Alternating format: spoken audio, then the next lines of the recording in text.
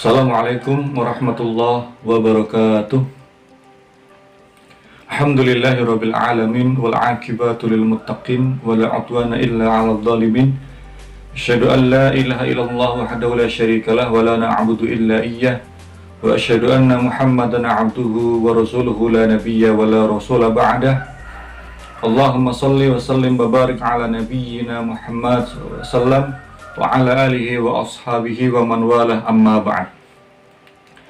Kaum muslimin rahimakumullah dimanapun berada, pertama mari kita bersyukur kepada Allah Rabb semesta alam atas nikmatnya, atas karunia-Nya sehingga kita masih dapat melaksanakan semua perintahnya, dan juga semoga senantiasa dapat meninggalkan dan menjauhi semua yang dilarang oleh Allah dan Rasul-Nya.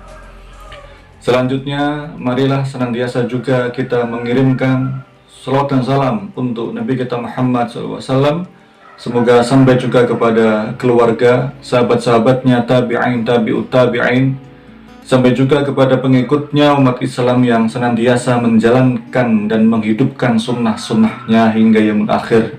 Amin, Allahumma amin.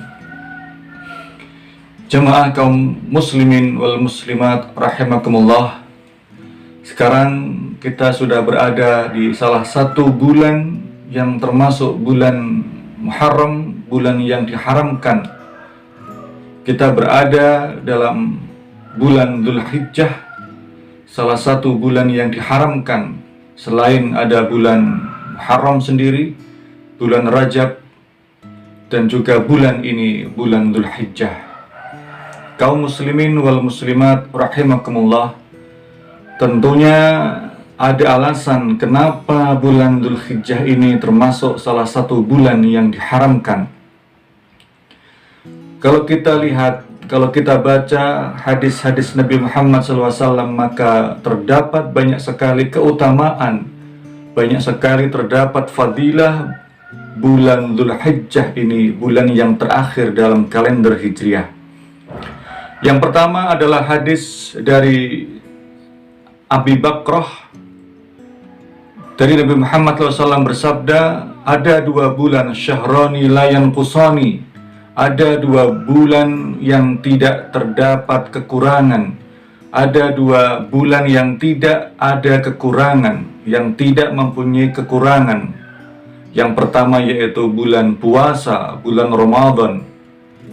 Jemaah kaum muslimin wal muslimat rahimakumullah, kita sudah faham dan mengerti bulan Ramadan termasuk bulan yang sangat mulia sekali, sehingga barang siapa di antara kita yang mampu memaksimalkan dengan amal soleh, maka tentunya insya Allah dia termasuk orang-orang yang sangat beruntung sekali. Akan tetapi ternyata masih ada satu bulan lagi. Kalau kita bisa memaksimalkan bulan itu selain bulan Ramadan dengan amal soleh, dengan memperbanyak ibadah kepada Allah, baik itu sholat, puasa, korban maupun haji, maka kita pun akan termasuk orang-orang yang beruntung itu, yaitu bulan Dzulhijjah, bulan yang sudah kita masuki pada hari-hari ini.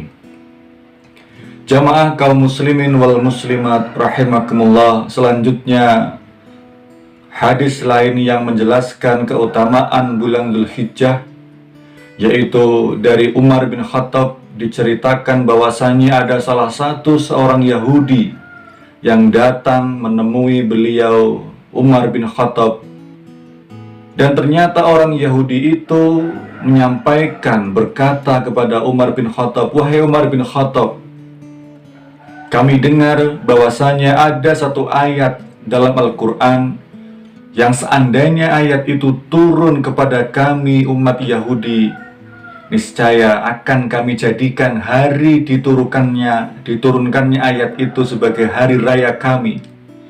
Maka orang Yahudi itu menyampaikan ayat yang dimaksud, yaitu Al-Ma'idah ayat ketiga, "Al-yawma akmaltu lakum dinakum wa atmamtu alaikum ni'mati wa raditu lakumul islama dina."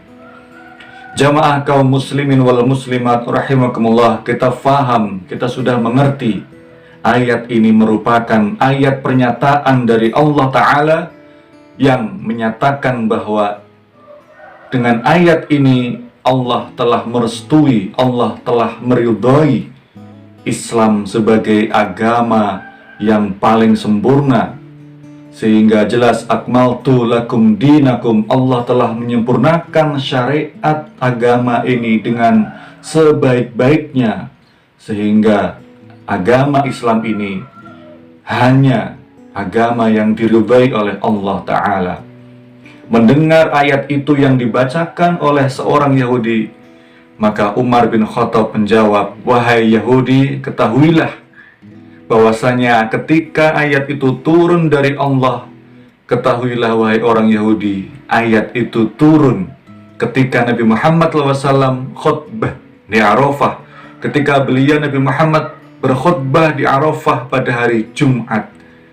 Jamaah rahimakumullah, kita tahu sekali lagi, kita faham hari Arafah 9 Dzulhijjah jelas terdapat pada bulan Dzulhijjah. Jamaah kaum muslimin wal muslimat rahimakumullah, jadi salah satu keutamaan bulan Dzulhijjah yang selanjutnya yaitu bulan di mana Allah menyempurnakan, di mana Allah menyatakan keridhoannya terhadap Islam yang kita yakini sebagai agama yang paling sempurna.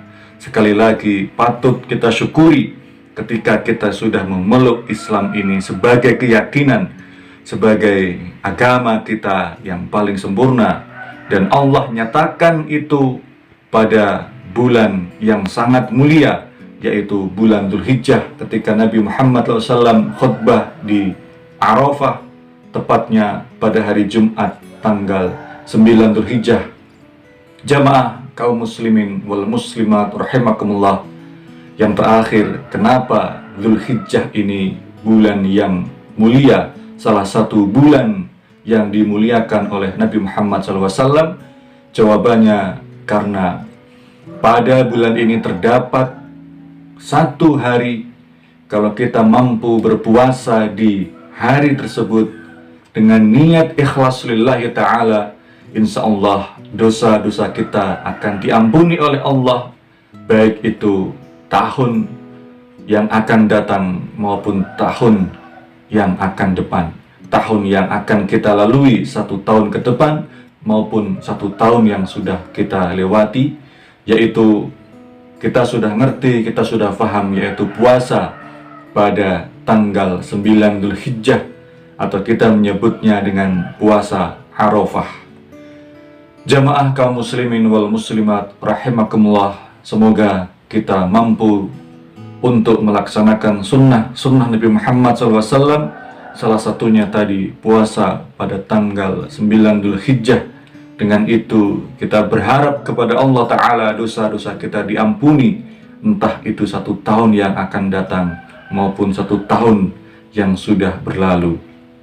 Jamaah kaum muslimin wal muslimat rahimakumullah, demikian yang dapat kami sampaikan. Semoga kita mampu memaksimalkan bulan Dzulhijjah ini dengan kebaikan maupun dengan ibadah kepada Allah Ta'ala. Terima kasih, mohon maaf ada kesalahan. Nasrum minallah wa fathun qarib. Wassalamualaikum warahmatullahi wabarakatuh.